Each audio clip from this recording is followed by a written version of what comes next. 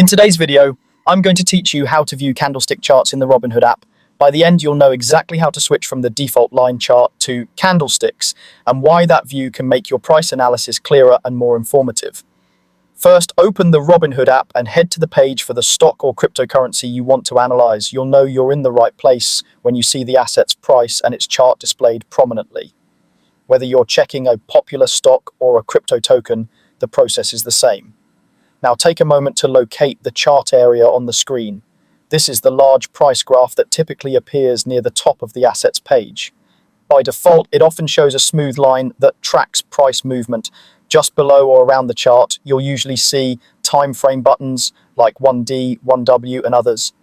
These let you view different periods, but for now, we're focusing on changing how the chart is displayed, not the time frame. Next, look for a small chart icon or a settings gear icon near those time frame buttons. Depending on your app version, you might see a tiny candlestick icon, a gear, or a menu symbol located close to the chart. Go ahead and tap that icon to open the chart settings or display options. If your interface looks slightly different, that's normal. Robinhood occasionally updates the layout, so just look for the control that manages chart appearance. From the options that appear, choose Candlestick as the chart type. Once you select it, the display will switch from a simple line to candlesticks. You'll now see a candlestick chart in place of the line chart. Each candlestick represents price action over the selected time frame. So for example, on 1D, each candle might represent a small period within the day. The rectangular body shows where price opened and closed during that period, while the thin lines, known as wicks or shadows, show the high and low.